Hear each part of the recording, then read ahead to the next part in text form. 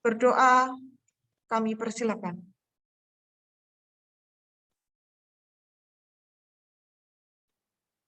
Cukup? Terima kasih. Menuju acara yang kedua, yaitu menyanyikan lagu Indonesia Raya. Kepada para peserta, kami mohon untuk berdiri. Grup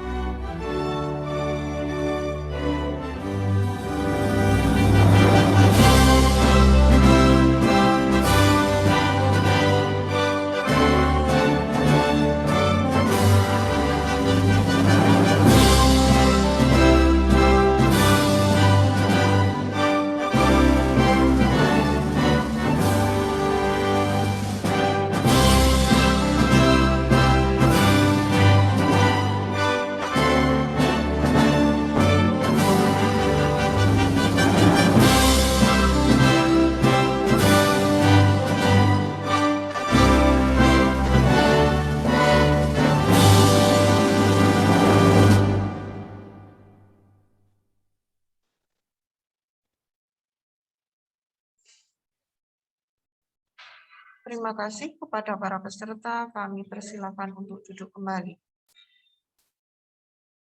Menuju acara yang ketiga, yaitu sambutan dari Kepala Sekolah. Saat ini yang mewakili kami persilakan kepada Bapak Dr. Andes Rustam Jastana, selaku Wakil Kepala Sekolah. Kepada Bapak Dr. Andes Rustam Jastana, kami persilakan.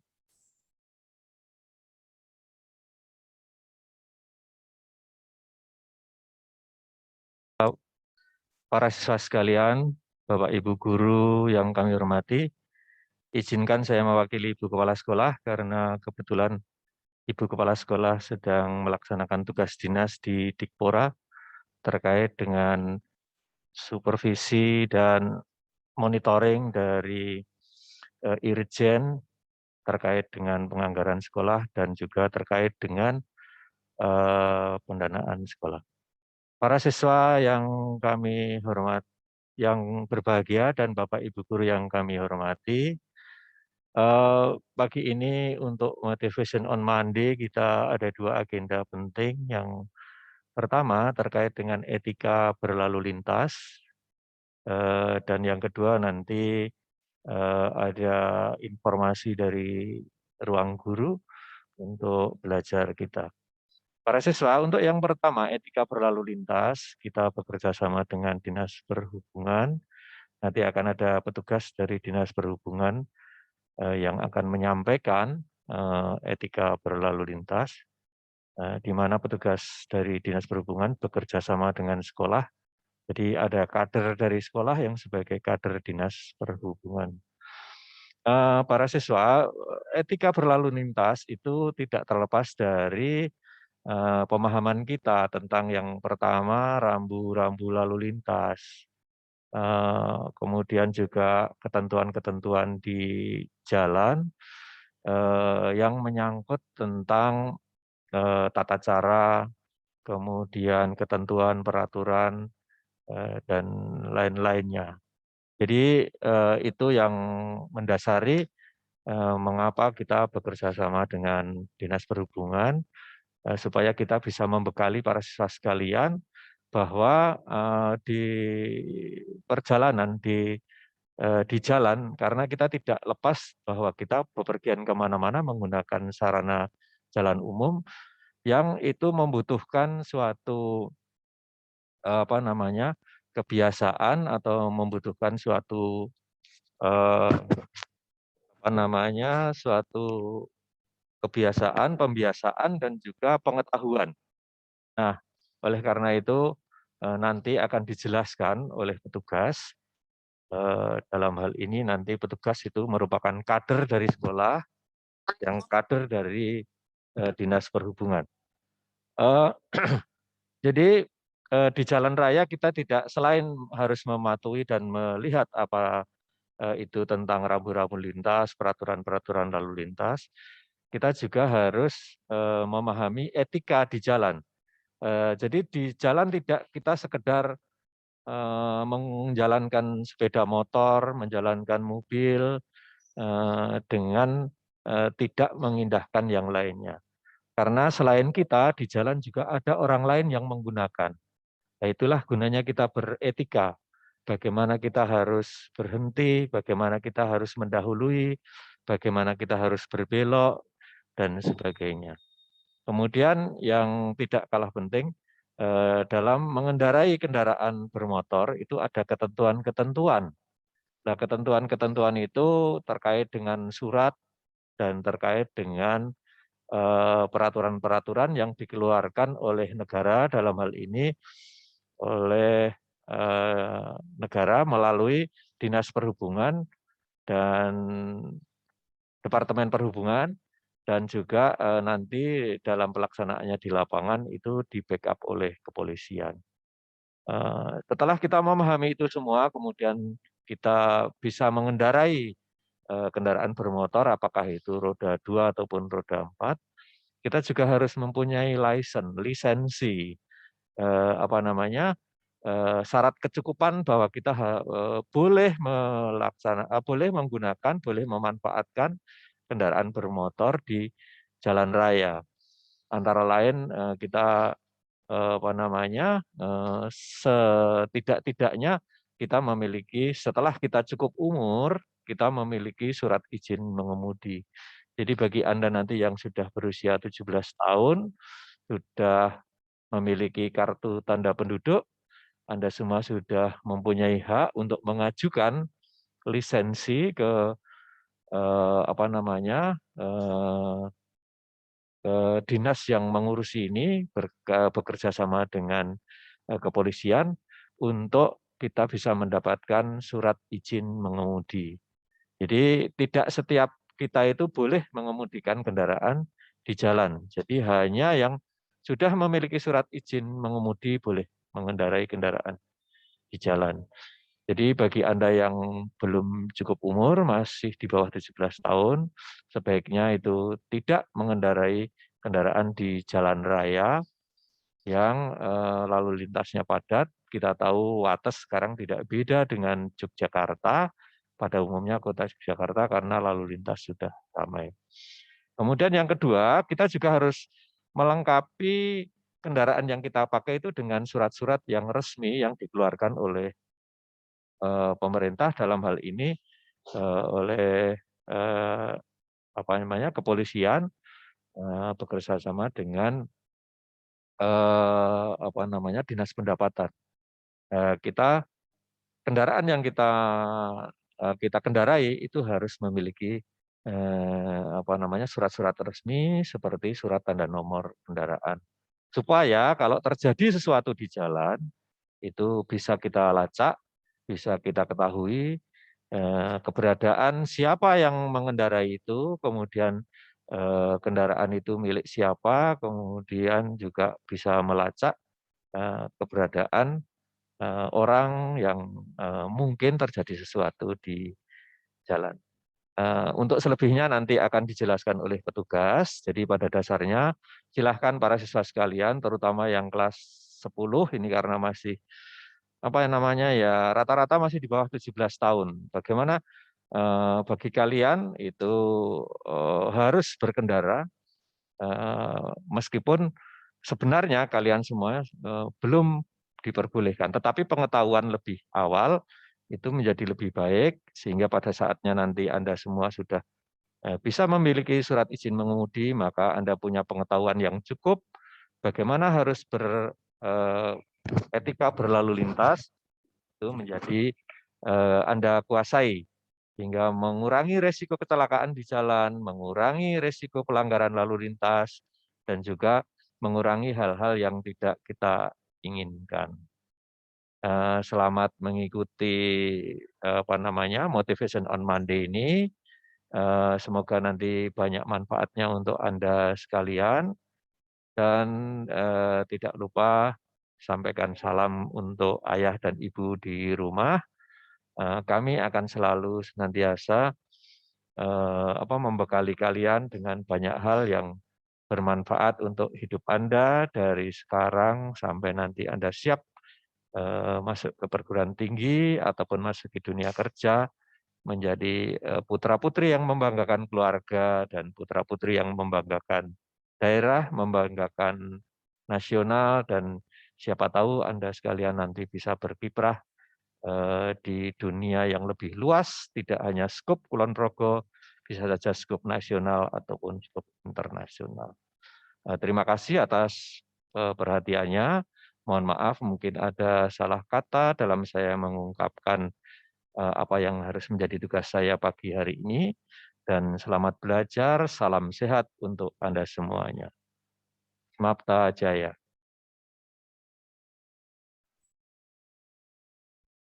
Terima kasih kami sampaikan kepada Bapak Dr. Andes Rustam Jastana atas pembukaan yang diberikan, dan semoga pembukaan yang beliau sampaikan tadi tentunya telah memberikan gambaran kepada kita semua tentang materi yang akan disampaikan pada kesempatan hari ini, yaitu tentang etika lalu lintas.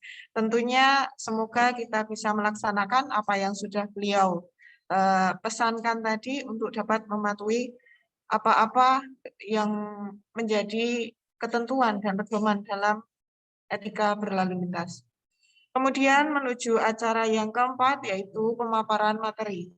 Materi yang pertama yaitu dengan tema etika lalu lintas, kemudian materi yang kedua nanti akan disampaikan sosialisasi dari ruang guru. Acara pemaparan materi yang pertama kami persilakan kepada Ibu Ambal Lusitarti SPD yang akan menyampaikan tentang etika lalu lintas. Kepada Ibu Ambal Lusitarti, Sarjana Pendidikan, kami persilakan.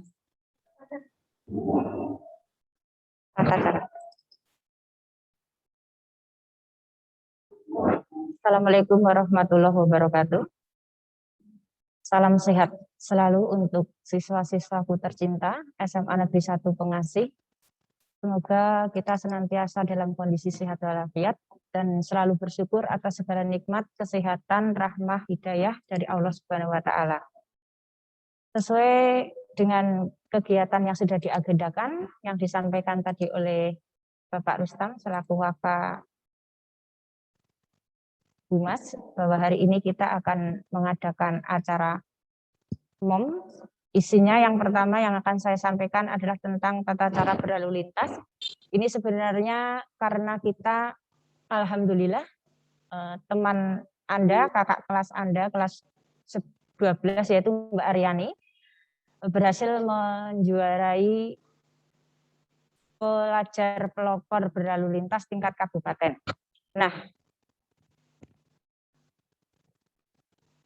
dari sini maka sekolah kita ditunjuk untuk bisa menyampaikan sosialisasi tata cara berlalu lintas dan etika berlalu lintas, dengan harapan nanti Anda juga akan mensosialisasikannya kepada orang terdekat Anda, keluarga Anda, adik, ayah, ibu, ya, kakak, supaya keselamatan berlalu lintas bisa terwujud dan kenyamanan berlalu lintas dimanapun kita berada bisa kita rasakan dengan baik.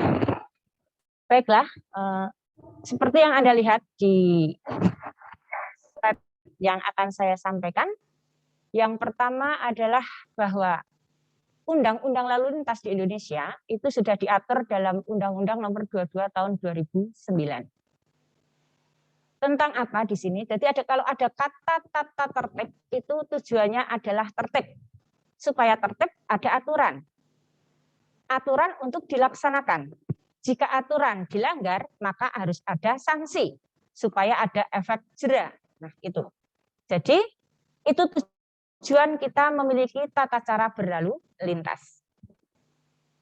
Anda lihat bahwa sebenarnya di gambar yang pertama terlihat orang mengendarai sepeda motor itu kecepatannya tenang, dia berhelm. Nah, dan dalam tasnya ini harapannya ada SIM dan STNK. Lalu yang gambar kedua, ketika Anda lihat, ini mungkin di marka jalan ini baru nggih, ketika ada kotak-kotak putih kecil, kalau di Wates itu ada di perempatan Pasar Wates. Ini tujuannya itu kotak tadi adalah untuk tempat sepeda motor di situ. Tetapi kadang pengguna belum paham, nggih, jadi tidak pas. Sebenarnya itu tujuannya. Kalau yang masih belum pernah, mungkin rumahnya di daerah lor gitu, belum ada marka ini, silahkan Anda ke Wates supaya tahu. Ini salah satu yang baru. Pasal yang mengatur tentang bagaimana kita berperilaku tertib sebagai pengguna jalan itu ada di pasal 105 Undang-Undang Lalu Lintas nomor 22 tahun 2009. Nah, yang harus Anda perhatikan, tadi oleh Pak Rustam sudah sedikit banyak disinggung, bahwa mengemudi itu wajib menggunakan helm. Helmnya standar ya, harus bunyi klik. Kalau zaman dulu ada helm namanya helm ciduk. Sekarang sudah tidak bisa dipakai. Kalau dipakai nanti Anda yang terciduk ini ya. Ini tidak boleh digunakan karena tidak memenuhi standar keamanan ya, standar nasional Indonesia. Itu harus ada tulisannya SNI. Sekarang dipastikan harus tertutup. Supaya apa? Supaya ketika misalnya kita jatuh ya, semoga tidak. Kalau saya pribadi karena pernah jatuh, helmnya saya sampai lepas padahal sudah bunyi klik. Nah, itu tapi alhamdulillah masih bisa selamat dan sehat sampai hari ini.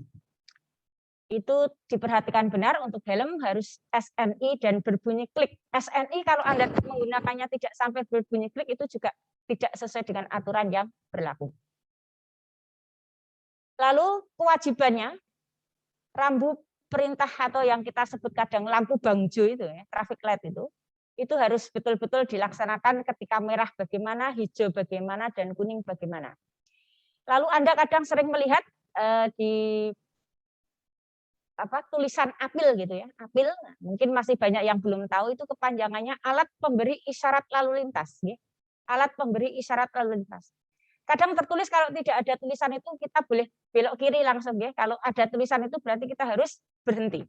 Nah ini yang harus Anda perhatikan betul.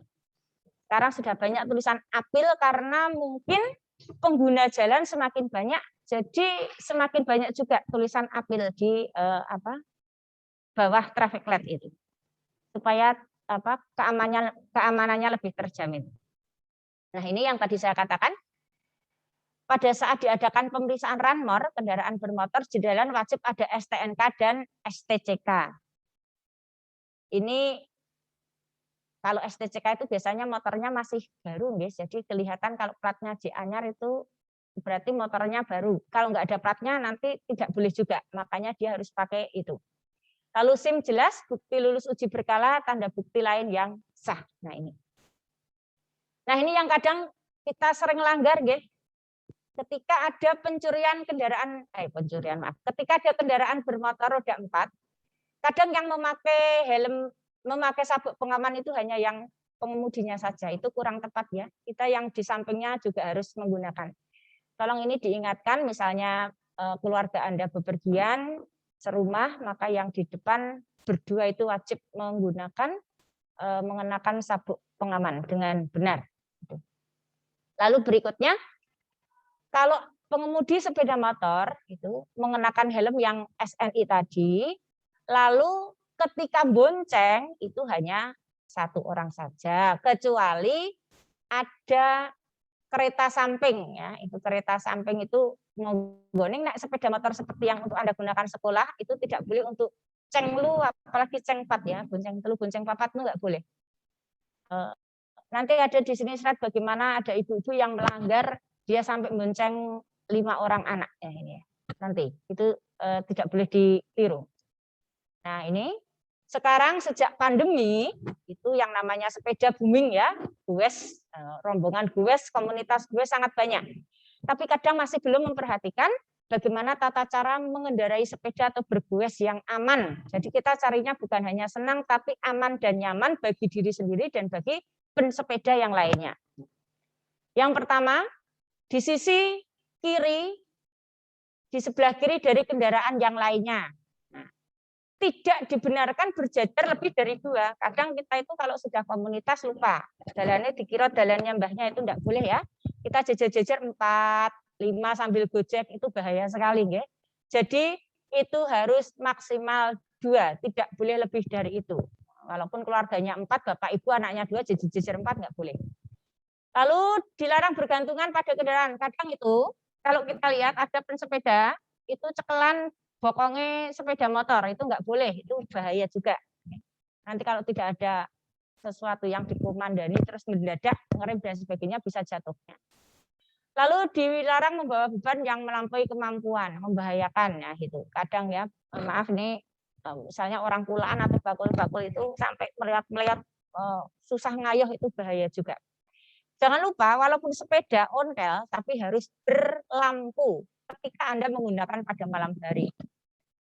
Saya pernah baca kalau tempo dulu itu malah sepeda ontel itu tertib sekali, kalau nggak ada lampunya ditangkap Pak polisi juga itu malam-malam.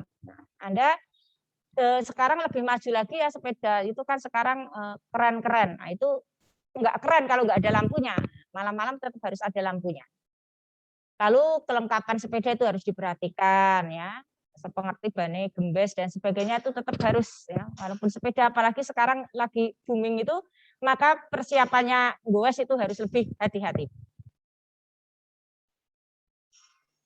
Tadi sudah ini ya lajur kiri dan sebagainya, saya kira tidak ada masalah. Nah ini tolong diperhatikan ketika naik mobil atau berkendaraan 4 ya. Ini roda 4, pengemudi yang berpapasan dari arah berlawanan itu harus memberikan ruang gerak yang cukup. Kok ketika mau berpapasan kok depannya ada sesuatu, itu maka ini mobilnya harus berhenti dulu. Baru setelah itu memberikan kesempatan kepada mobil yang berlawanan arah untuk lewat terlebih dahulu. Kalau ini kayak lewat dulu maka bisa terjadi kecelakaan, itu fatal akibatnya. Sopir itu juga tidak boleh ngantuk dan sebagainya karena itu bisa berefek kepada kendaraan yang lain. Mungkin baru saja Anda baca berita itu yang truk besar kontainer itu sopirnya ngantuk lalu oleng nabrak mobil gitu ya di Cipularang apa Tol Jakarta itu ya. Itu karena ngantuk juga jadi tidak boleh. Yang berikutnya,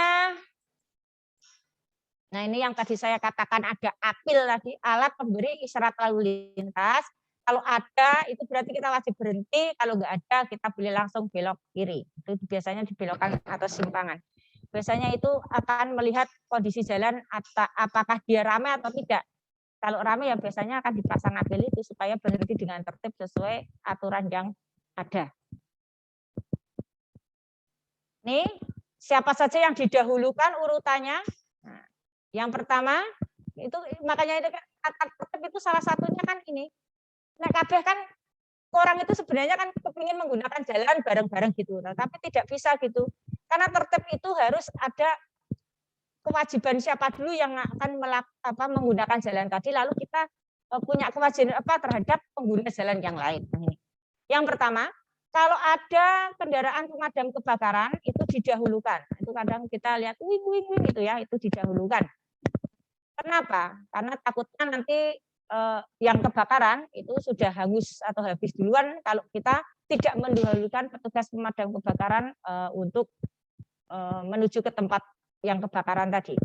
Yang berikutnya, ambulan yang mengangkut orang sakit. Kita itu positif thinking saja ya, ketika ada ambulan wing kita nggak usah lah kayak tok kayak ben DCI, kita nggak perlu seperti itu.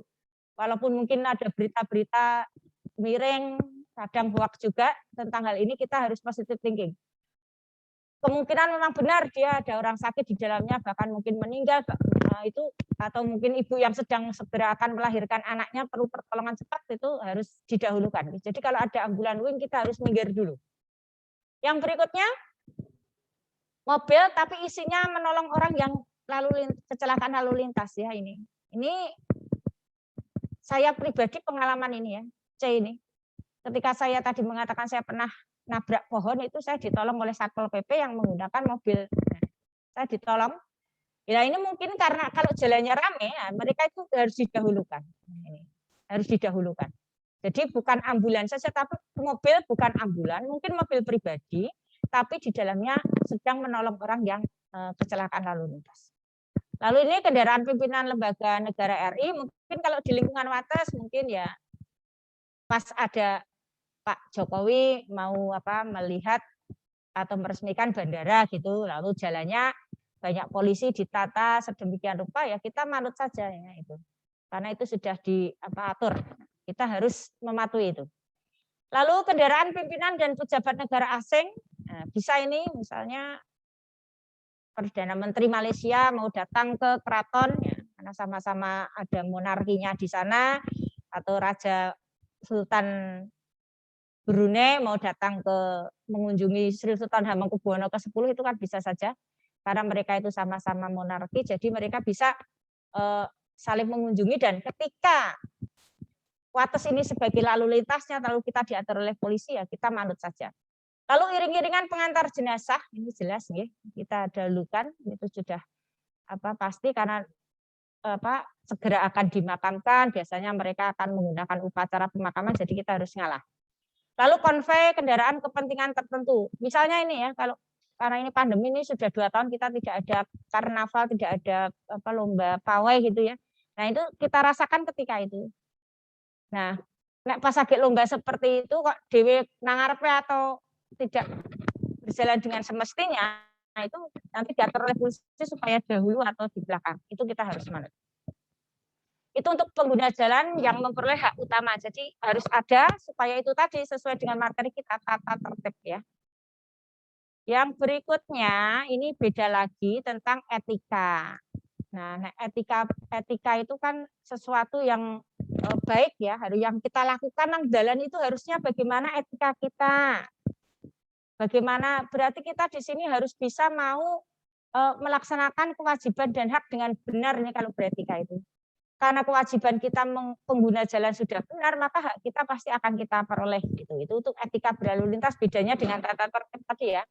Kalau tata tertib kan kaitannya dengan supaya tertib maka patuhi aturan yang berlaku. Kalau ini lebih kepada bagaimana seharusnya kita berlalu lintas, bagaimana kita bersikapnya, kesopanan kita dalam berlalu lintas dibutuhkan, ya, dimanapun saja berada itu termasuk di jalan raya. Gambar pertama ini tentang fakta, berita kecelakaan sering kita dengar, baik itu tunggal, baik itu motor dengan motor, mobil dengan mobil dan sebagainya. Ini kaitannya dengan acara menyalip masalahnya kalau seperti ini, nggih. Nah, menyalip dalam berkendara memiliki mendahului kendaraan yang berada di depannya. Kadang kita disalip, kadang kita menyalip. Nah, itu kan kaitannya kalau kewajiban dan hak. Contoh nyatanya seperti itu. Baik, pasal yang mengatur tentang aturan menyalip itu pasal 109, masih di Undang-Undang Nomor 22 Tahun 2009 tadi. Menggunakan lajur sebelah kanan ya, jangan sebelah kiri bahaya. Nah, ini kita harus menggunakan lajur sebelah kanan. Kita harus mempertimbangkan jarak pandang, ruangnya bagaimana, gitu. Itu harus diperhatikan benar. Ada tipsnya. Yang pertama P, perlu. Benar-benar perlu menyalip tidak? Nah, secara umum, menyalip itu alasannya terburu-buru karena ingin cepat sampai tujuan. Saiki nek saka rumah tujuannya sekeluarga mau piknik itu kan acara piknik, acara santai. Lah kok terburu-buru pengen nyalip ya berarti namanya bukan mencari santai itu, nggih. Jadi tips yang pertama adalah perlu tidak saya mau menyalip itu, nah, mempertimbangkan resikonya. Nah, aman. Apakah nyalipnya benar-benar aman? Perlihatkan kendaraan belakang, depan, dan samping. Nah, depan, belakang, dan samping kita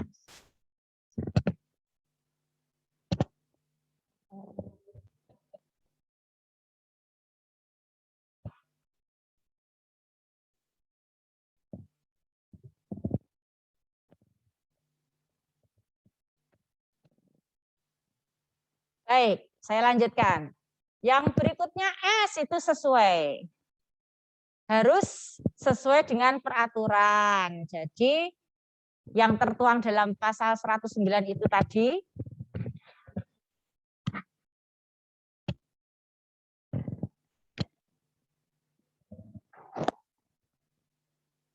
Oke, yang berikutnya menyalip yang salah. Menyalip itu kalau salah bahaya, nggih. Di mana saja yang tidak boleh menyalip atau yang salah?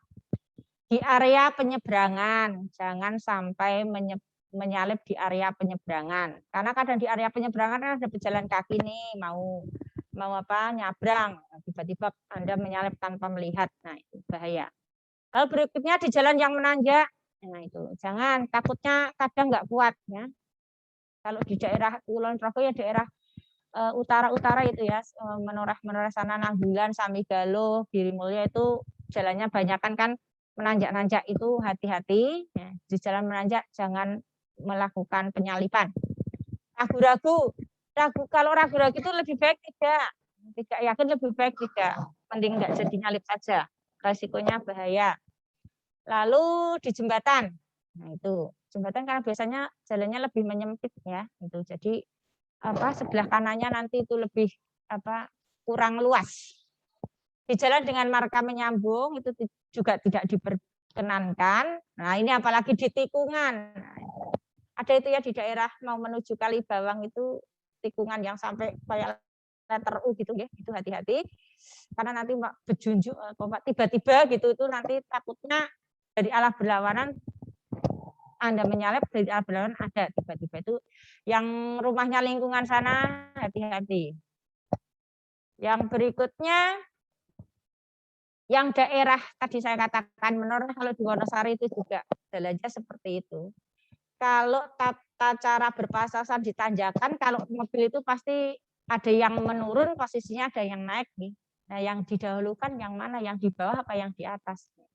Kita harus mendahulukan yang di bawah nih, karena yang di bawah itu lebih berat dia posisinya. Jadi yang di atas nangkring dulu. Nah, kalau ada posisi jalan yang naik turun atau ada tanjakan seperti itu. Berikutnya tentang gadget HP. Nah, ini kadang sering ini. Di mana-mana sudah ditulis ya, kalau mengendarai motor, mengendarai mobil, tidak boleh mengoperasionalkan HP. Kalau Anda lihat gambarnya di sini, akan muncul bahaya asik berpegangan dengan HP-nya, mengoperasionalkan, di depan tiba-tiba ada orang nyabrang. Itu pasti Anda konsentrasinya ke HP. Nah, itu takutnya akan terjadi yang tidak diinginkan, kecelakaan. Jadi HP itu ketika on, itu membahayakan pengendara mobilnya itu sendiri dan pengguna jalan yang lain. Sehingga tidak diperkenankan.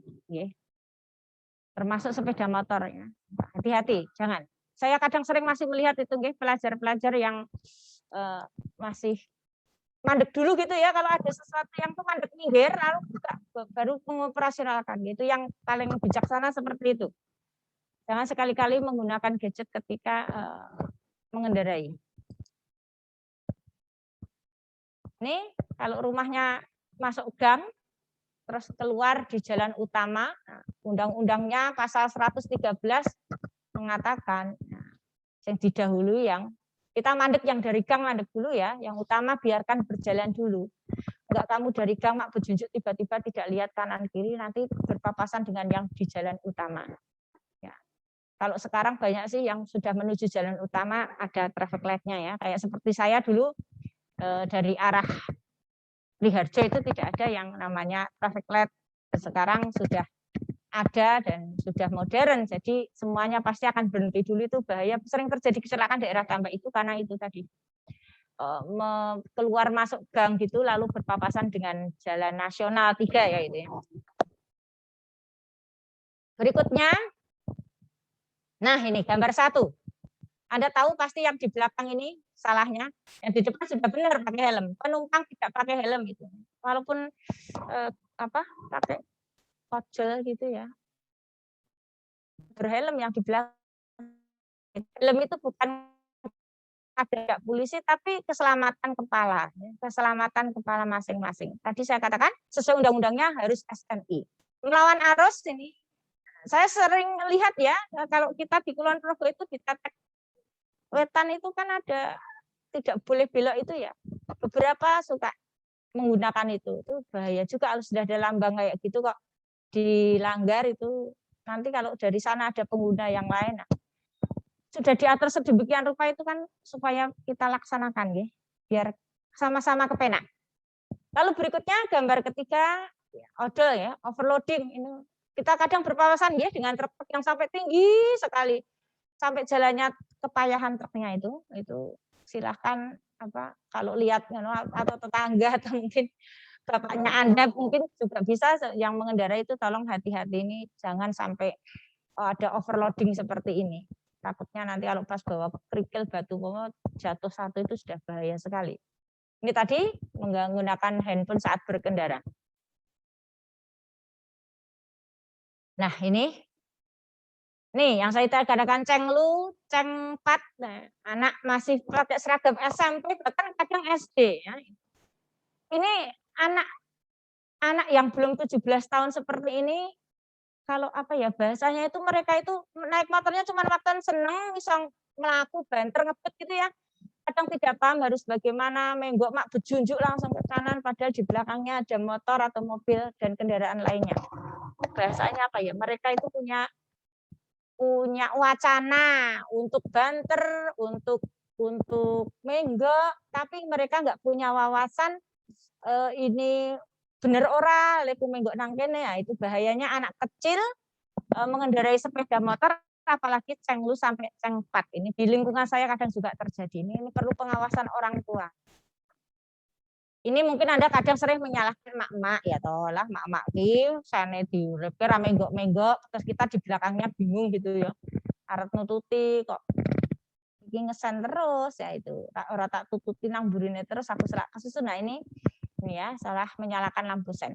Berikutnya ini pernah terjadi juga kecelakaan tetangga saya karena menggunakan pakaian panjang keserimpet nih rodanya lalu meninggal juga itu dulu. Jadi kalau saya pas pakai rok gini dalamnya pakai celana panjang. Jadi roknya dunggah kira apa-apa karena dalamnya sudah ada celana panjang. Itu demi keamanan bersama. Kalau ini seperti gambar ini memang ini bahaya, bisa kegubet. Nah, ini menerobos palang pintu kereta api ini sangat bahaya, makanya sekarang banyak kereta api yang sudah palangnya itu ada petugasnya, ada suara ya, ada sirenenya supaya kita berhenti itu. Nah, ini tadi yang saya katakan menerobos apil, tulisan apil jangan diterobos. Ini tadi tidak memutir rambu lalu lintas. Nah, ini persis ini seperti ini. Nggak boleh ke sana, tapi pada belok itu beberapa di depan Tetek Kulon Wates itu kan. Lalu berkendara di trotoar kenapa nggak boleh? Nah, karena itu untuk pejalan kaki, dia kepingin santai jalan kok Anda gunakan itu nanti tidak nyaman. Nah, ini tahun berapa ya? 90-an kayak gini itu sering ya. Bagaimana angkot itu sampai berjubel. Nah, itu kalau ngerem mendadak yang di atas ini bahaya sekali ya. Jadi tidak boleh ketika ngerem misal ini pada jatuh semua nanti kalau posisinya seperti ini. Tolong itu diperhatikan. Ya ini blend itu buta ya. Jadi yang tidak kelihatan. Nah, orang nampak ki rasah nek cetok nggak yakin jelas itu nggak usah melakukan penyalipan blind spot ya, dari yang tidak terlihat oleh pengemudi. Nah itu tadi sudah saya jelaskan, ini cuma gambarnya saja. Kalau tadi penjelasannya menyalip harus dari kanan, lalu harus cepat. Menyalip itu harus lebih cepat daripada yang disalip. Nah, kalau enggak nanti mah bahaya jejer ya. Lalu depan samping belakang nih yang tadi saya katakan wawasannya ya. Jadi berkendara itu punya ide itu wacana, enggak punya wawasan itu maksudnya yo iki kudu harus tahu depan samping belakang itu maksudnya wawasannya. Nek saya nyalip lalu sambil lihat gitu. Itu yang anak-anak yang belum punya itu, makanya kenapa 17 tahun itu mereka masih belum bisa mengendarai, belum boleh bisa tapi belum boleh. Nah, ini tadi sudah apil itu kadang tulisannya sering diterobos ya. Nah, ini pejalan kaki dan pesepeda itu dinomorsatukan ya. Nah, ini urutannya tadi. Nah, ini etikanya ini yang salah satu etika gini. Jadi kita mendahulukan pejalan kaki, terus lalu yang kedua pesepeda itu ya. Orang yuk karepe dhewe dumeh saya naik yang lebih besar mobil, yuk saya skarep itu bukan beretika itu namanya. Ya, pakai sabuk tadi sudah. Ini cuma gambarnya penjelasannya tadi. Anak SMA, SMP, anak sekolah, but-butan seperti ini, balapan kadang liar, bahaya sekali ini ya. Kalau tidak, ini pokoknya keselamatan diri dan orang lain itu sangat terganggu ya. Melibatkan kecepatan, nah ini ya jaraknya kecepatannya itu minimal 60 km per jam, maksimal 80 km per jam itu. Tolong diperhatikan sing 100 ke susu-susu itu, makanya kalau sekolah ki APE kincan tidak ke susu-susu. Saya sendiri merasakan kalau ke susu tuh karepe banter tuh anjuk kadang rada ngawur, sing penting cepet tekan itu bahaya nggih. Tolong mulai detik ini sudah tahu ini jamnya itu jangan mepet biar perjalanannya santai. Ini yang tadi saya katakan ibu-ibu bonceng ke 5 kan. Ini ngeri sekali. Walaupun yang dibonceng ke kecil-kecil tapi ini tetap over ini ya, nggak boleh ini ya. Padahal tadi ketentuannya cuma yang bonceng dan yang dibonceng. Jadi di motor ini harusnya cuma ada 2 orang. Nah, ini kelebihan 4, bahaya. Helm tadi, ini harus bunyi klik nih yang standar. Dulu helm-helm ciduk kayak gini sudah tidak boleh. Nah, ini untuk jenis helm, saya yakin Anda sudah SNI semua. Nah, itu. Tapi pastikan klik itu ya. Nah, ini tentang pelanggarannya, kalau pidana itu kurungan 2 bulan. Kalau nggak mau dikurung ya bayar 500.000, itu ketentuan pidananya ya. Kalau tidak ada nomor kendaraan bermotornya, STNK-nya lewat. Zaman sekarang itu kadang gitu toh, ke rumah motornya 6. Bawa STNK-nya siapa, motornya yang dibawa yang mana, ketika di nggak jodoh, katakan polisi. Nah, itu kadang beberapa keluarga seperti itu karena motornya banyak. Nanti bingung jodoh-jodohnya mana. Baik, itu untuk tata tertib dan etika ya. Itu yang berikutnya ini ada aba-aba ini. Ini aba-aba itu gambarnya ya Pak Polisi nyata. Pak Polisi nyata melakukan gerakan. Nah, supaya Anda paham. Gerakannya intinya Anda bisa melihat di sini. Semua bisa jadi polisi untuk dirinya sendiri ketika gini. Nah, ini diperhatikan, menghentikan arus dari segala arah. Depannya dari segala arah, lalu yang ini dari arah depan petugas. Nah, itu diperhatikan saja. Nah, ya ini yang sering-sering yang sering kita temui saja, yang sering ada di jalan. Nah, itu. Jadi nek ngene iki mandek, kita di belakang sudah dihentikan Pak Polisi. Nah, itu. Iki kon mandek dari arah depan dan belakang petugas. Ngarep mburi mandek kabeh. Nah, itu. Kali ini menjalankan arus dari kanan petugas. Lihat saja kanannya, pas kanan, kalau pas kiri, seperti itu. Tadi yang saya katakan, yang ini kiri, yang ini kanan.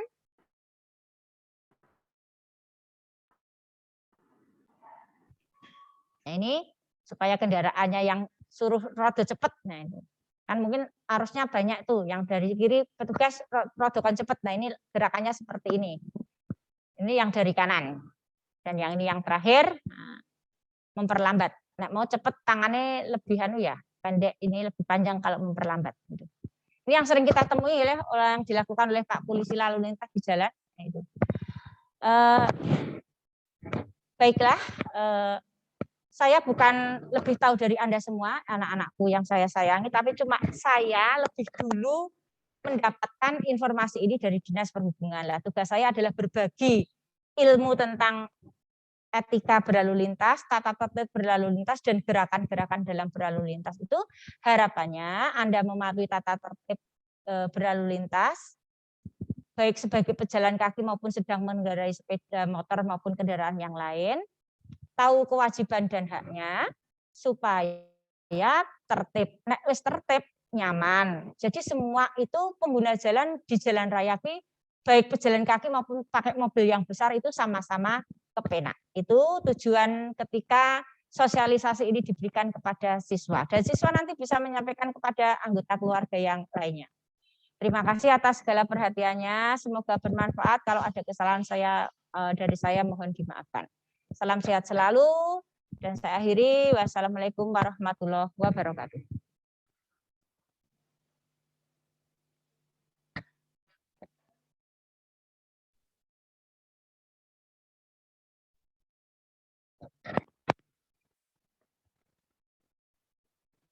Terima kasih kami sampaikan kepada Ibu Ambalusi Tarti, Sarjana Pendidikan yang telah menyampaikan materi tentang etika lalu lintas. Sebagaimana yang telah beliau sampaikan tadi tentang etika berlalu lintas, aturan-aturan apa saja yang seharusnya kita perhatikan sebagai pengendara dan pemakai jalan raya, kemudian hak dan kewajiban kita sebagai pemakai fasilitas untuk berlalu lintas ini. Sebagaimana beliau sampaikan tadi, masing-masing dari kita seharusnya bisa menjadi polisi bagi diri sendiri sehingga bisa tertib berlalu lintas, sehingga nanti bisa nyaman dalam berlalu lintas. Demikian, semoga nanti bisa bermanfaat untuk kita dan dapat disampaikan kepada anggota keluarganya yang lain. Kemudian menuju materi yang kedua, yaitu sosialisasi dari ruang guru.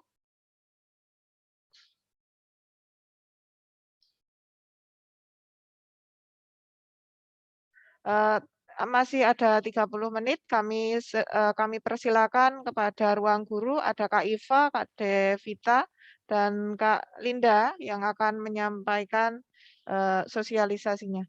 Demikian kepada ruang guru, kami persilakan. Baik, terima kasih atas kesempatan diberikan kepada kami dari pihak ruang guru begitu ya. Selama 30 menit ke depan kami akan mengisi sosialisasi gitu ya. Baik, oke, saya mulai saja. Selamat pagi, Assalamualaikum warahmatullahi wabarakatuh. Teman-teman dari SMA Negeri 1 Pengasih. Oke, sip. Di sini ada sekitar 90 siswa ya. Oke, kakak mau tanya dulu nih, sekitar 90 siswa ini dari kelas 10, 11, dan 12 ya? Oke, kakak mau tanya nih, kelas 10 boleh angkat tangan dulu dong. Kakak mau cek nih seberapa banyak siswa dari kelas 10. Oke. Siswa Rini, oke, yang lain? Oke, sip. Ada Rifki, ada Nafisa, ada Naila, ada Titi, ada Zalfa, Mustika, Siti, Leo, Dimas, Nasya, Noe, Felicia, Ruth, Nabila, Lafifah, Syafa, Widya. Oke, banyak ya. Sip, 20. Oke, sekitar 20 siswa dari kelas 10. Oke, sip. Sekarang kakak lanjut dari kelas 11 nih. Oke, boleh kelas 11-nya sekarang gantian angkat tangan? Oke, sekarang udah ada nih kelas 11-nya. Ada Salsa, ada Linda, ada Puspa, Hapsari, Oktavia, Wuri, Sela, Ulul. Oke, 17. Wah, yang lain mana nih? Berarti kebanyakan dari kelas 12 nih. Oke, sekarang yang kelas 12. Boleh kelas 12 angkat tangan dulu?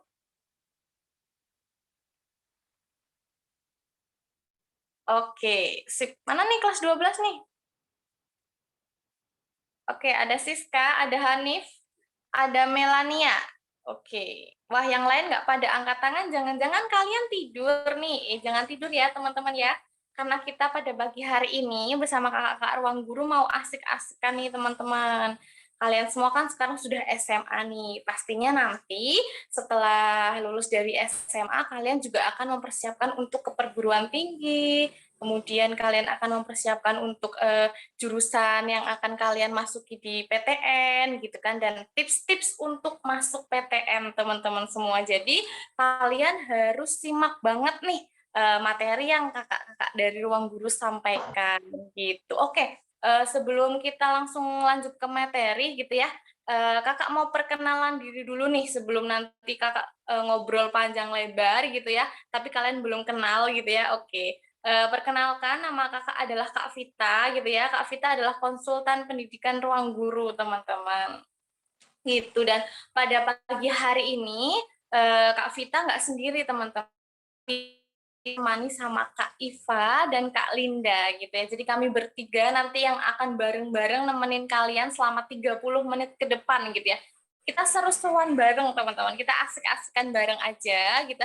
Kita santai yang nantinya kita bisa sharing gitu ya. Jadi nanti kalian bisa lebih interaktif gitu ya, agar nanti materi yang kakak sampaikan juga bisa bermanfaat untuk kalian semua. Oke, bisa kalian lihat di slide ya. Ada Kak Vita, kemudian ada Kak Iva gitu ya, kemudian ada Kak Linda gitu. Kalian boleh screenshot, di situ ada nomor Kak Vita, Kak Iva, dan Kak Linda gitu ya. Jadi nanti kalau ada yang kalian mau tanyakan boleh langsung chat di antara kami bertiga gitu, teman-teman.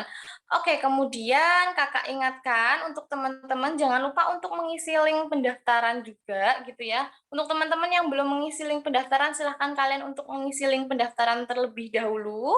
Linknya sudah kakak drop di kolom chat ya, teman-teman ya. Oke, dan tanpa berlama-lama lagi, setelah ini materi akan disampaikan oleh Kak Iva, teman-teman. Biar kalian nggak ngantuk dan kalian tambah semangat, kita langsung saja ke materinya ya, teman-teman. Oke, mungkin Kak Iva sudah siap. Halo Kak Iva. Oke, halo Kak Vita, thank you banget buat waktunya gitu. Aku seneng nih ketemu sama teman-teman dari SMA Negeri 1 Pengasih, tapi aku sebelumnya pengen sapa, aku pengen banget denger suara teman-teman di sini. Jadi kalau misalnya nanti aku sapa teman-teman dengan salam atau dengan selamat pagi, harap dijawab ya teman-teman. Jadi biar kita seru nggak bosen, karena pagi-pagi mungkin takutnya nih Kak Iva ada curiga gitu. Kayaknya ada curiga teman-teman di sini ada yang ketiduran gitu kan, mungkin karena tadi bangun tidur langsung Zoom sama dari sekolah gitu kan, ketemu sama Bapak Rustam, kemudian tadi ketemu juga sama yang dari kepolisian seperti itu yang ngomongin sosialisasi tentang tata cara berkendara kayak gitu, yang itu penting banget buat teman-teman. Jadi aku mau sapa dulu teman-teman ya gitu, biar teman-teman di sini semuanya semangat. Assalamualaikum warahmatullahi wabarakatuh. Selamat pagi teman-teman. Waalaikumsalam warahmatullahi wabarakatuh. Waalaikumsalam warahmatullahi wabarakatuh. Pagi Kak Iva. Wah, kayaknya masih sepi nih, tapi aku harap nanti teman-teman ke depannya bisa lebih teman-teman bisa lebih semangat lagi ya gitu. Jadi tadi buat tes aja, aku harap semuanya di sini bisa dengerin dari awal sampai akhir, dan tips dari aku adalah ketika teman-teman lagi dalam kondisi webinar kayak gini, karena kita udah akrab banget sama yang namanya beronline-online ya teman-teman gitu. Teman-teman silahkan di posisi yang terbaik, boleh sambil ngemil, boleh sambil minum, tapi please jangan rebahan. Teman-teman udah keseringan rebahan, jadi aku mohon teman-teman di sini semuanya dalam posisi duduk yang nyaman, dengerin, mau sambil senderan nggak, it's okay gitu. Tapi yang penting jangan rebahan, soalnya kalau udah rebahan, bau kasur, bau bantal, bau guling, itu pengennya merem gitu. Pagi-pagi, nah bahaya nih, soalnya sekarang udah nggak begitu pagi, hitungannya udah jam 9 saatnya beraktivitas, jadi yang semangat gitu. Nah, nanti gitu, Kak Iva mau nyampaikan beberapa hal dari mulai kita mungkin ngomongin kondisi belajarnya teman-teman saat ini dulu nih, yang udah mungkin masih perpaduan ya antara online dan offline gitu. Mungkin aku mau nanya ke salah satu teman-teman yang di sini nih, bisa open mic ya. Aku mau nanya ke Widya. Widya siswa kan ya bener? Widya Pratiwi bisa open mic? Mana nih? Belum? Belum bisa? Oke, mungkin yang tadi masih raise hand. Sandy nih, Sandy masih raise hand nih, kayaknya masih di sini. Sandy, bisa open mic? Mana nih? Ayo dicari mic-nya. Siap-siap ngomong. Oke, mungkin masih malu, ya udah nggak masalah gitu. Tapi kalau Kak Iva bisa simpulin, teman-teman di sini masih perpaduan ya. Perpaduan antara online dan offline. Oke, langsung aja aku bahas yang materi pertama gitu. Jadi teman-teman kita udah nggak asing ya dengan kondisi yang sekarang gitu. Teman-teman udah teman-teman itu sekarang seragamnya udah ganti, kelasnya udah ganti, bahkan kita udah 1 semester berlalu gitu, udah hampir 1 semester berlalu, tapi ternyata pandemi juga berlalu.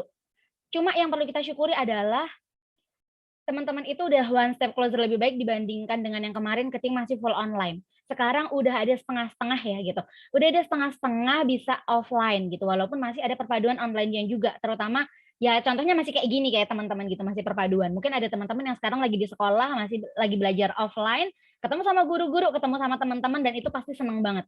Itu yang perlu kita syukuri. Tapi pandemi belum berlalu, otomatis kita masih harus lebih sisa-sisa gitu ya, efek-efek sisa-sisa efek pembelajaran ketika di pandemi, ketika pembelajaran masih online tuh masih kerasa banget. Aku mau nanya, silakan boleh raise hand gitu ya. Siapa di sini yang kemarin ketika pandemi, ini buat semuanya, kelas 10, kelas 11, kelas 12, ngerasa lebih banyak nggak paham materi dibandingkan paham, boleh angkat tangannya. Ada yang merasa seperti itu? Ada, boleh angkat tangan. Siapa aja nih? Oke, yang angkat tangan baru 3 orang, yang lain apa sudah paham yang lain atau yang lain enjoy nih? Oke, ada Putri dari ini, ada Rahardianto, siapa lagi nih? Ada Rifki Nabila, wah ternyata banyak gitu. Oke, yang lain juga bisa ya raise hand kalau emang ngerasa ini, atau ternyata yang raise hand, oh ternyata tambah Naufal juga gitu. Kalau ternyata teman-teman ada yang masih ngerasa, aku nggak apa-apa Kak, atau di sini ada yang nyaman dengan pembelajaran online, boleh angkat tangan. Sekarang aku ganti pertanyaannya. Siapa yang nyaman dengan pembelajaran online? Jadi udah terlanjur nyaman nggak? Ada. Kadang mungkin ada 1-2 orang yang ya Kak nyaman, jadi mungkin lebih fokus, dia merasa lebih bisa explore gitu. Ada nggak? Sepi ini nggak ada yang angkat tangan? Oke, berarti bisa aku simpulin kalau teman-teman di sini banyak yang ngerasa tidak baik-baik saja gitu dengan pembelajaran yang masih yang ketika online kemarin gitu. Tapi bukan berarti ketika nggak baik-baik saja, bukan berarti itu kita berpasrah diri alias ya udah aku nggak baik-baik aja, aku habis itu teman-teman ngerasa pasrah, ya udah kalau nilainya jelek nggak apa-apa, enggak gitu. Nggak boleh ya teman-teman, kita tetap harus punya motivasi besar. Karena apa? Cita-cita teman-teman di masa depan kita tuh nunggu. Kalau kita di sini stuck, kita diem aja gitu ya, ya kita nanti menghabiskan waktu, melalui waktu begitu saja tanpa terasa gitu. Nah, itu bahaya. Nah, ini beberapa hal yang Kak Iva rangkum gitu. Mungkin ada yang berpikiran saat ini, ada yang berpikiran dari lamanya pandemi hampir 2 tahun gitu ya. Hampir 2 tahun kita pandemi, terus habis itu teman-teman ada yang ngerasain tiba-tiba kepikiran, belajar tuh buat apa ya gitu. Terus cita-citaku apa ya? Terus habis itu yang anak kelas 12 mungkin sudah mulai terpikirkan untuk kuliah. Mungkin udah banyak orang tua, teman siapa ngomong mau kuliah nggak? Kuliahnya nanti mau di mana? Tapi mungkin ada yang masih galau, kira-kira aku tuh butuh kuliah nggak ya? Mungkin ada beberapa yang bertanya-tanya seperti ini, karena beberapa kali Kak Iva menemukan juga ada yang sampai dengan adanya efek pandemi itu kehilangan motivasi belajar gitu. Kehilangan motivasi belajar otomatis membuat belajarnya tuh jadi nggak ada feel-nya. Kalau belajar bahkan udah nggak peduli dikasih tugas sama guru seperti apa, udah nggak peduli ngerjain tugas atau enggak, dan itu bahaya gitu. Padahal apa? Teman-teman perlu tahu gitu. Kita kedepannya tuh ada tantangan yang besar yang dihadapin teman-teman. Dihadapin sama anak kelas 10, dihadapin sama anak kelas 11, dihadapin sama anak kelas 12. Jangan nganggap kalau misalnya challenge terbesar atau tantangan terbesar selama sekolah di SMA itu hanya ketika di kelas 12. Jangan ya teman-teman. Karena itu berjalan dari kelas 10, kelas 11, kelas 12. Jadi yang pertama sistem kelulusannya berubah. Kita semuanya udah tahu UN dihapuskan, dan mungkin anak kelas 11 udah ada yang kemarin ngalamin AKM gitu ya. Kemarin siapa yang jadi salah satu siswa yang ikut AKM? Ada? Boleh angkat tangan?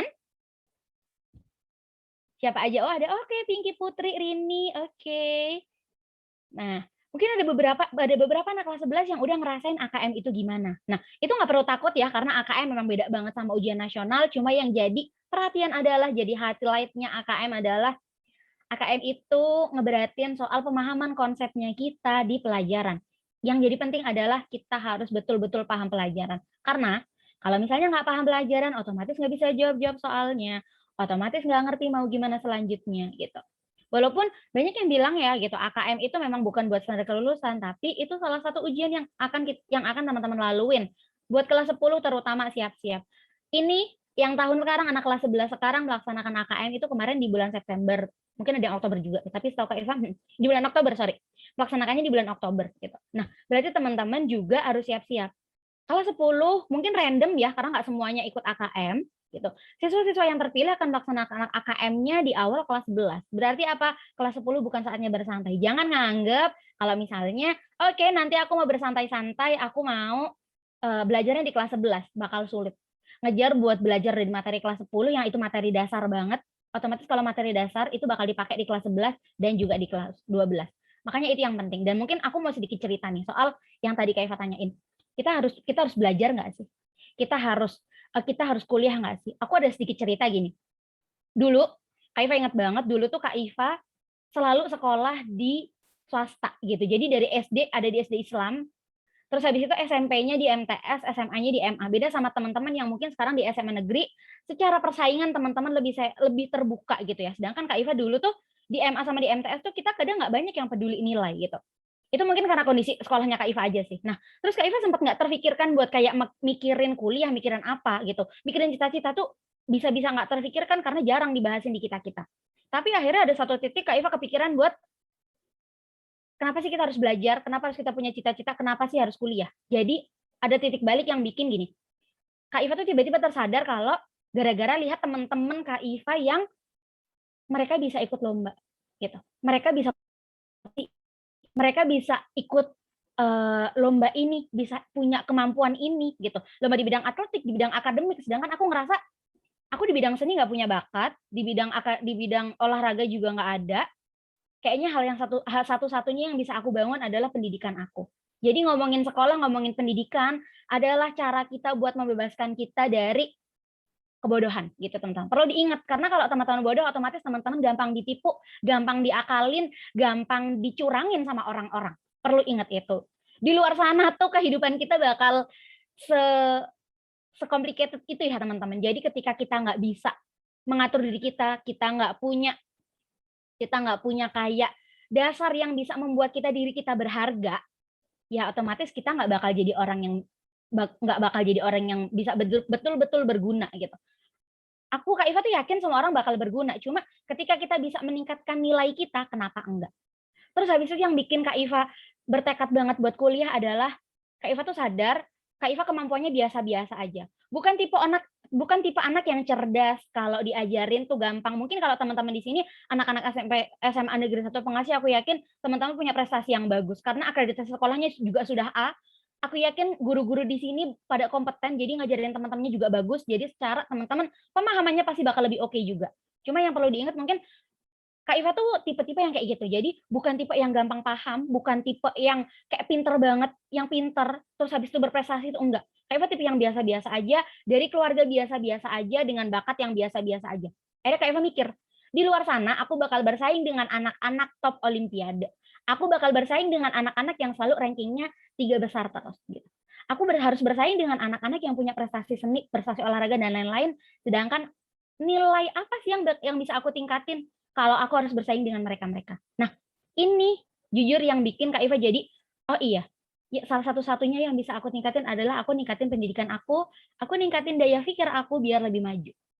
Nah, itu yang mungkin bisa jadi gambaran aja gitu ya. Kak Iva sharing kondisi Kak Iva dulu biar teman-teman mungkin di sini yang anak-anak kelas 12 lagi galau-galaunya gitu. Lagi galau-galaunya, kondisinya pandemi, aku bingung Kak mau kuliah atau enggak. Nah, jadi gitu gambarannya. Berpikirlah bahwasanya pendidikan itu emang buat meningkatkan kualitas diri kita. Yang otomatis bakal meningkatkan kualitas itu gitu. Terus ngomongin kuliah gitu. Mungkin anak-anak kelas 12 sudah terpikirkan gitu. Tapi anak-anak kelas 10 sama kelas 11 mungkin belum. Nah, aku mau nanya, ini semuanya ya buat anak-anak kelas 11, kelas 10, kelas 11, kelas 12. Siapa di sini yang udah ada rencana buat kuliah? Silakan angkat tangan. Niat sekecil apapun, mungkin walaupun belum ada rencana, tapi baru ke aku pengen kuliah sih Kak. Gitu. Coba Kak Iva mau lihat ada berapa orang. Oke, ada Rahardian, ada Naufal, ada Swasti, mana lagi nih yang lain? Oke, dari ini ada Puspa, ada Rizkyana, ada Septi, udah 7 orang. Mana ya? Ada nambah lagi?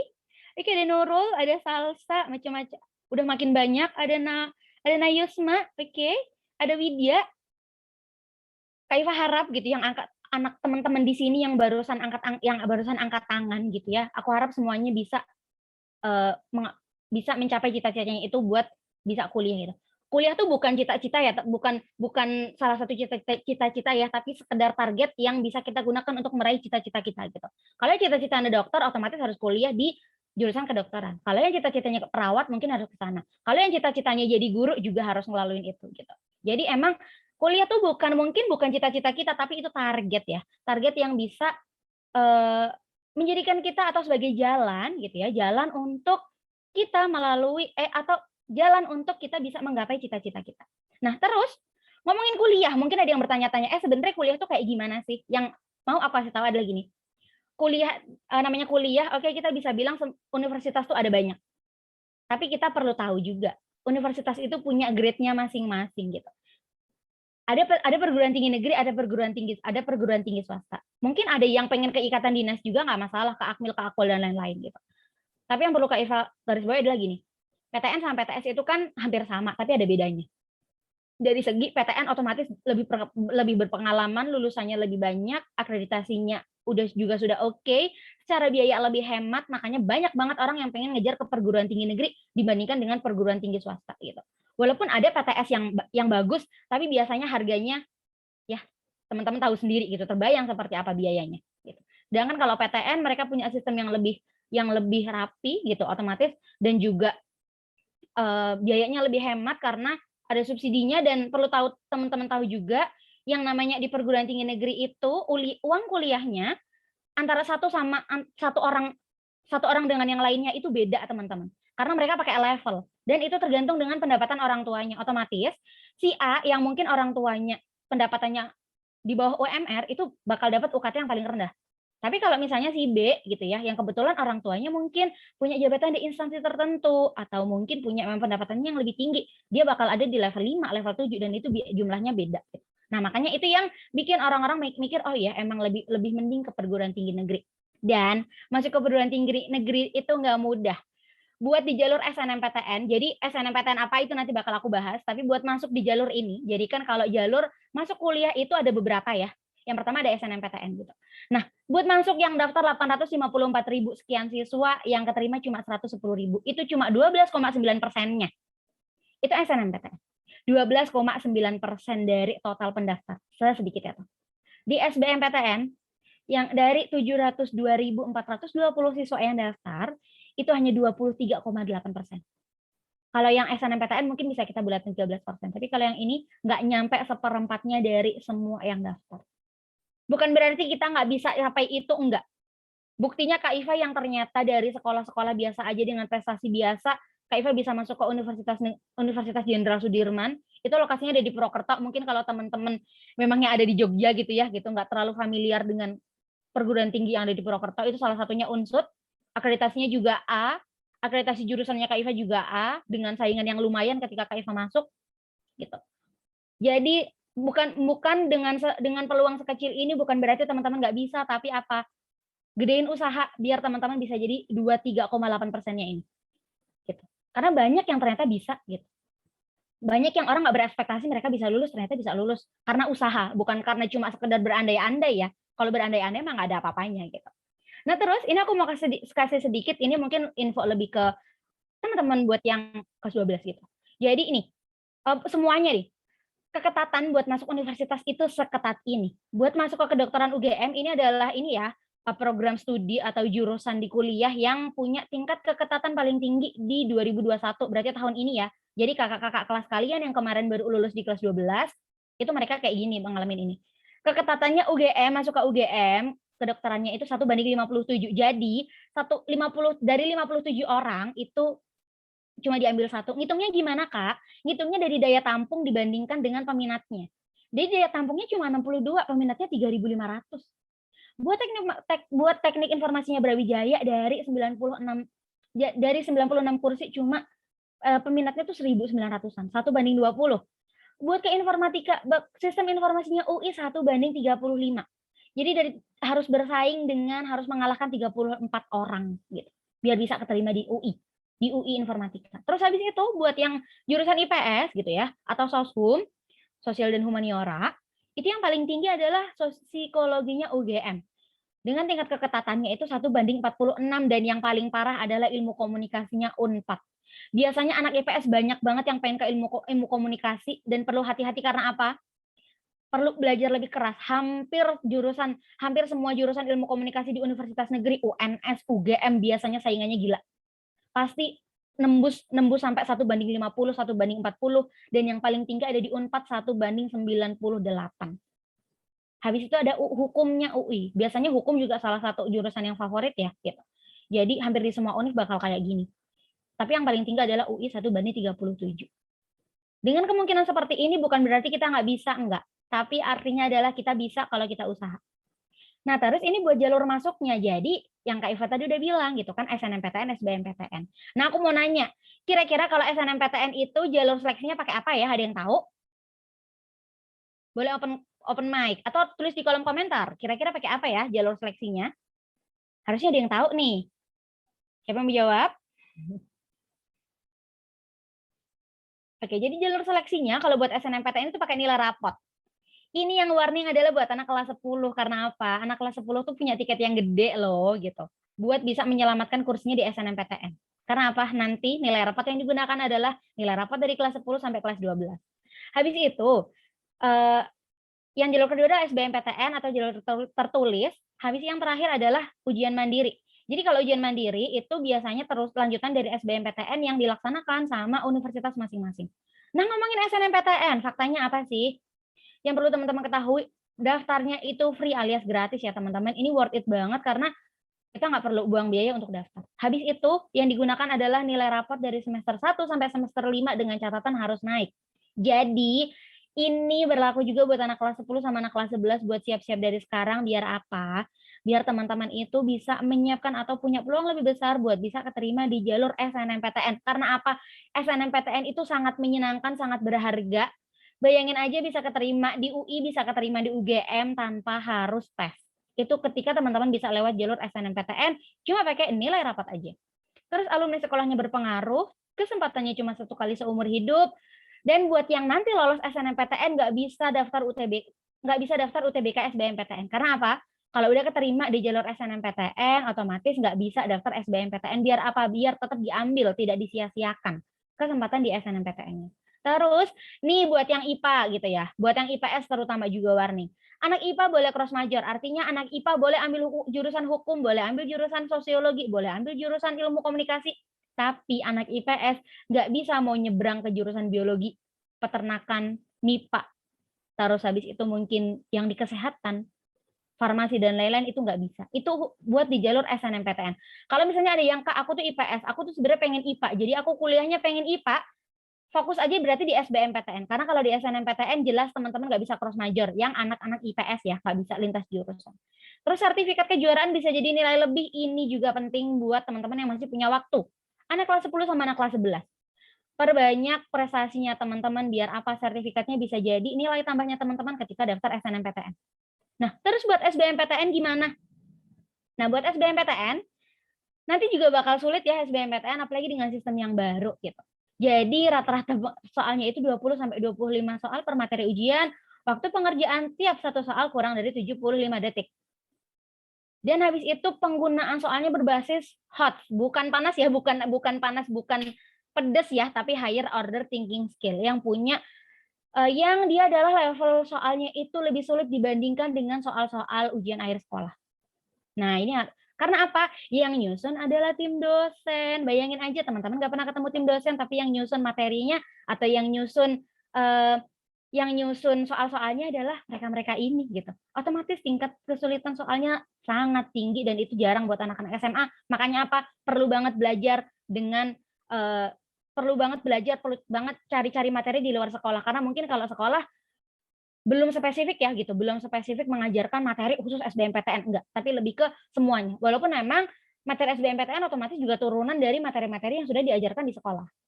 Terus habis itu buat yang pengen ke STAN, ada yang pengen ke STAN boleh angkat tangan coba, aku mau lihat ada enggak. Ini yang buat pengen ke STAN perlu hati-hati juga karena tetap harus ikut UTBK. Gitu. Oke, ada dua orang yang angkat tangan, ada Titik sama barusan siapa nih? Oke, di Noval juga nih. Buat pengen masuk ke STAN harus tetap ikut UTBK. Biasanya kan STAN atau ikatan dinas yang lain itu kan punya sistem pendaftaran yang berbeda gitu kan. Biasanya ada nilai rapot dan juga ada tes yang lain. Nah, Khusus untuk ke STAN, itu daftarnya adalah salah satu syarat yang digunakan adalah punya nilai UTBK Soskum. Nah, makanya buat teman-teman yang emang kepengen ke STAN, siapin UTBK dari sekarang. Karena nanti teman-teman ujiannya double. Pertama ujian UTBK, kedua ujian khusus STAN. Dan itu otomatis teman-teman lebih berat. Bukan berarti nakut-nakutin enggak ya, tapi biar teman-teman lebih bersiap, enggak shock ketika ternyata udah deket waktu ujian baru tahu. Nah, terus perhitungan skornya pakai sistem IRT. Maksudnya gimana? Item Response Theory yang membuat tiap soal itu punya bobot penilaian yang berbeda. Jadi misalnya soal 1 punya poin 0,3. Soal 2 karena sulit itu poinnya 0,9 gitu. Nah, jadi nanti bakal beda. Makanya teman-teman nanti bakal berhubung nggak ada pengurangan soal juga, usahakan buat bisa mengerjakan soalnya dengan full. Nah, terus aku mau nanya teman-teman buat teman-teman di sini gitu. Kira-kira misalnya kalau teman-teman nggak paham materi, kesulitan memahami materi, kemudian nggak ada semangat buat belajar, kira-kira bisa nggak nih? Bisa keterima di PTN, bisa punya nilai yang bagus gitu. Kayak Eva bisa bilang sulit ke teman-teman gitu. Karena di luar sana banyak banget yang udah usaha mati-matian, banyak banget yang udah persiapan dari kelas 10, gimana caranya dapat nilai yang bagus dan tetap mempersiapkan SBMPTN. Kalau teman-teman cuma santai-santai, ya kita nggak ngerti. Padahal teman-teman kalau misalnya bisa capai cita-citanya teman-teman, satu, pertama, itu membanggakan diri sendiri, kedua, membanggakan orang tua, dan yang ketiga, ngebanggain sekolah. Guru-guru yang ngajarin kalian, yang ngajarin teman-teman di sini, itu pasti berharap teman-teman jadi orang yang baik, jadi orang yang berhasil, selain punya sifat yang bagus, selain punya tata krama yang bagus, teman-teman juga punya prestasi yang bagus gitu. Biar kehidupannya juga oke. Nah, terus caranya gimana Kak biar aku bisa tetap semangat gitu? Kira-kira teman-teman udah semangat belum nih? Kalau belum semangat, mungkin aku ada sedikit tips. Yang pertama, kalau teman-teman belajar, cari belajar yang lengkap, praktis, dan referensinya tuh tepat. Biar apa teman-teman itu tidak merasa terbuang waktunya. Contohnya, mungkin ngerasa, Kak, aku tuh saat ini suka banget main handphone. Gimana caranya aku bisa belajar padahal aku sering nggak fokus kalau ada handphone? Ya udah teman-teman, kalau sukanya pakai handphone, kenapa nggak belajar dari handphone aja? Tapi syaratnya adalah teman-teman menemukan tempat belajar yang emang bisa full. Jadi jangan kayak misalnya di situ selain bisa buat belajar juga buat hiburan yang jelas-jelas hiburannya nonton. Nah, nanti teman-teman bakal sulit gitu karena bakal sulit fokus jadi banyak beloknya. Terus habis itu banyak latihan soal, cari tutor, yang paling penting buat jadwal belajar, biar apa? Kita sadar punya tanggung jawab belajar. Kak, tapi udah belajar di sekolah emang masih kurang, masih. Buktinya teman-teman udah belajar, tapi tadi banyak yang bilang kalau iya Kak nggak paham materi. Berarti teman-teman perlu nambah belajar apa? Minimal belajar sendiri. Habis itu jangan lupa berdoa, jangan putus asa, dan tips yang paling enak adalah kalau mau belajar rutin cukup 30 menit seharinya ada tuh udah cukup teman-teman. Teman-teman nggak usah muluk-muluk misalnya buat nambah belajar tuh sampai 3 jam langsung. Yang awalnya nggak pernah belajar langsung, aku berusaha belajar 3 jam. Itu nanti yang ada teman-teman belum mulai itu udah menyerah. Nah, tapi kalau misalnya teman-teman dimulai dari minimal 30 menit per hari buat belajar bisa. Nah, terus gimana Kak caranya? Nah, ini mau dijelasin sama Kak Linda nih.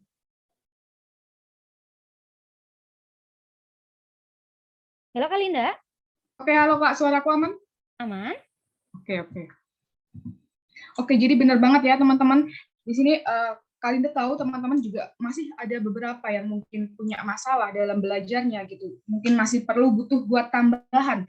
Kayak mungkin dari pengen cari tutor atau pengen cari referensi belajar yang menurut teman-teman itu sesuai dengan teman-teman. Nah, di sini Kak Linda ingin memberikan sedikit informasi kepada teman-teman. Siapa tahu ini sesuai dengan yang teman-teman inginkan kayak gitu. Oke, boleh di next, Kak?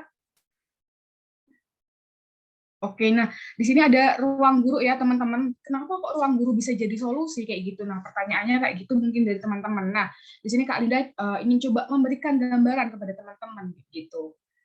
Oke, Kak, boleh di next aja.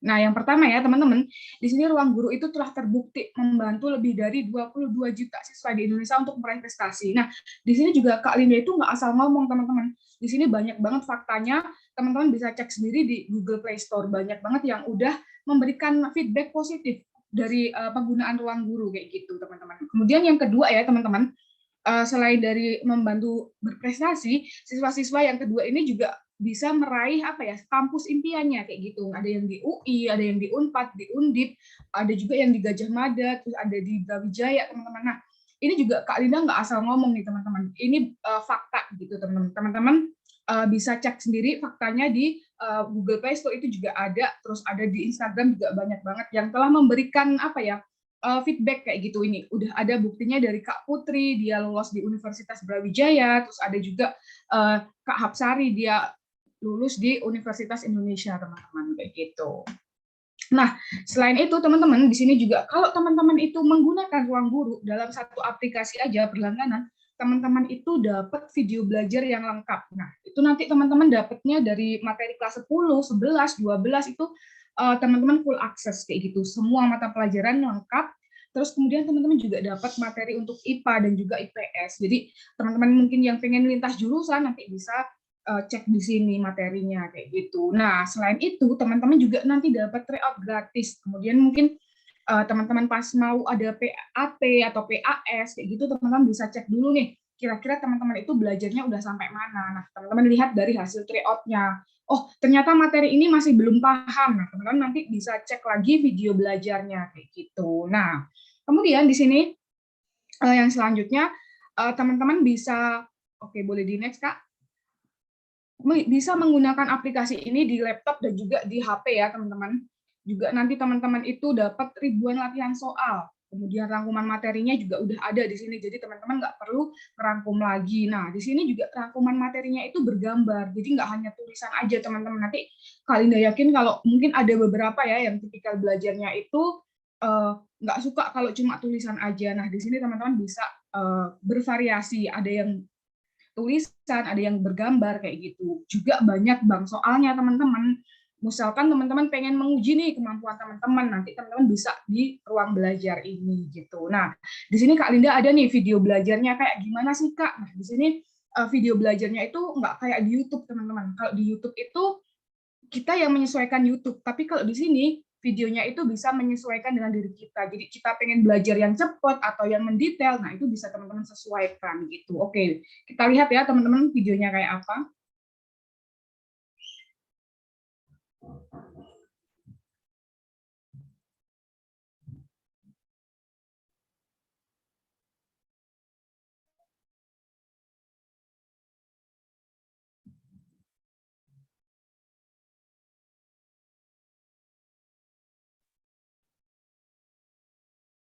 Nggak ada suaranya ya, Kak?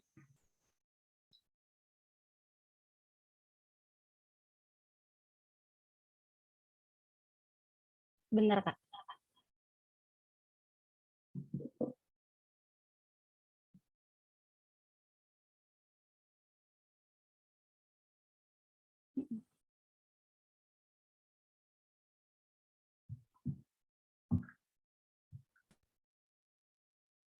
yang diambil oleh siswa selama belajar. Adapto adalah sebuah fitur baru yang dikembangkan oleh Ruang Guru untuk menunjang kegiatan belajar siswa. Adapto sangatlah interaktif.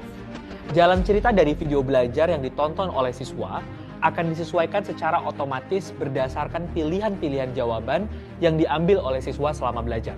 Di tengah video belajar, guru akan mengecek pemahaman siswa dengan menanyakan beberapa pilihan jawaban.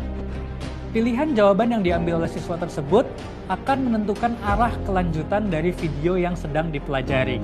Oh ya, kamu masih bingung nggak sih cara nyetarain reaksinya? Jika siswa memilih sudah paham, maka guru akan melanjutkan penjelasan ke topik selanjutnya. Namun jika siswa memilih belum paham, guru akan mengulang kembali penjelasan materi yang belum dipahami.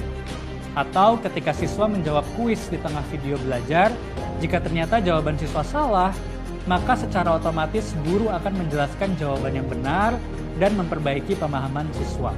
Selain itu, siswa juga dapat memilih apakah ingin menjelaskan secara cepat atau mendetail, tergantung kebutuhan dan gaya belajarnya. Dengan Adapto, pengalaman belajar siswa menjadi jauh lebih interaktif, membuat siswa seperti memiliki guru privat sendiri. Meskipun terlihat simpel, namun proses di balik layar pengembangan Adapto sangatlah rumit. Nah, oke, jadi kayak gitu ya teman-teman. Teman-teman itu bisa menyesuaikan nih. Kira-kira teman-teman belajarnya pengen yang Maaf, cepat Kak. atau yang mendetail. Waktunya udah 30 menit ya, Kak. Oh, iya. Oke, nah, oke, sebagai informasi yang terakhir nih ya teman-teman, di sini teman-teman itu punya kesempatan buat dapat beasiswa belajar dari kakak-kakak ruang guru. Nah, beasiswanya itu berupa potongan harga ya teman-teman. Jadi potongan harga sebesar 62%-nya. Di sini teman-teman hanya membayarkan sebesar 38%-nya aja. Bagi teman-teman yang mungkin pengen nih menambah waktu belajarnya atau pengen preferensi belajarnya lebih, nah bisa hubungi Kak Linda, Kak Iva, atau juga Kak Devita gitu. Oke. Halo Kak Devita, bisa kembali ke Kak Devita? Oke, baik. Terima kasih Kak Linda dan Kak Iva. Oke, teman-teman, gitu ya tadi yang sudah dijelaskan oleh Kak Iva dan Kak Linda sudah cukup jelas. Tadi Kak Iva sudah menjelaskan mengenai gimana sih cara kamu besok masuk ke perguruan tinggi gitu. Ada beberapa jalur untuk masuk ke perguruan tinggi juga gitu kan. Kemudian tadi juga sudah dijelaskan kalau yang masih kelas 10 silahkan kalian persiapkan dari sekarang gitu kan. Kakak yakin semua siswa itu pasti bisa berusaha gitu ya agar mendapatkan cita-citanya. Gitu oke. Dan juga Kak Linda juga tadi sudah menyebutkan mengenai beasiswa ya teman-teman. Jadi tadi sudah disebutkan beasiswa, jika nanti ada teman-teman yang pengen banget atau pengen ngikut di ruang guru gitu ya, boleh banget kalian nanti hubungi salah satu dari kami, bisa hubungi Kak Vita, hubungi Kak Linda, ataupun Kak Iva, gitu. Boleh ya, silahkan kalian bisa hubungi Kak Vita, Kak Linda, ataupun Kak Iva. Dan mungkin karena waktunya juga sudah terbatas, kalau ada yang mau ditanyakan bisa langsung di WA aja ya teman-teman. Mungkin setelah ini masih ada aktivitas lain atau kegiatan lain boleh dilanjut saja begitu ya. Sekian dari kami. Kalau ada kesalahan kami mohon maaf yang sebesar-besarnya teman-teman. Mudah-mudahan materi yang dari kami sampaikan bisa bermanfaat untuk kalian semua dan jangan lupa kalian nanti kalau ada yang mau ditanyakan boleh langsung chat Kak Iva, Kak Vita ataupun Kak Linda. Gitu ya teman-teman. Kami ucapkan terima kasih dan saya kembalikan lagi ke pihak sekolah. Bapak atau Ibu Guru, terima kasih atas waktunya.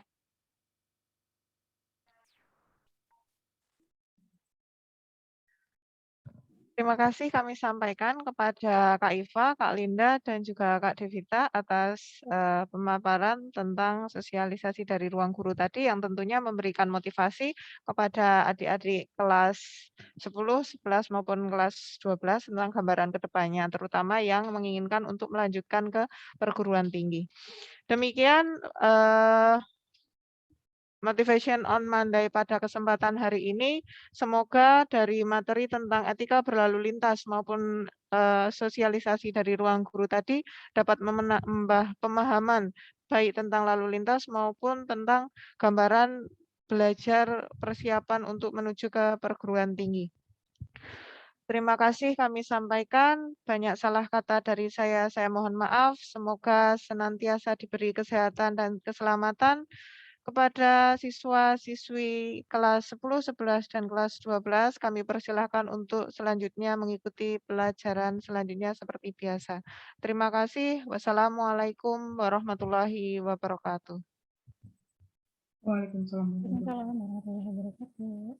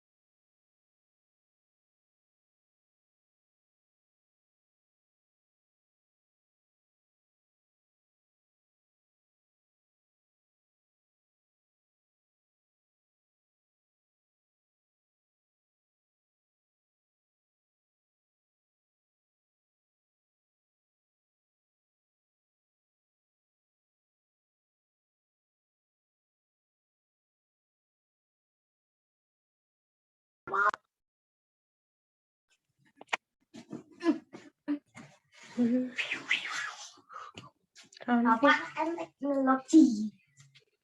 Ngerti?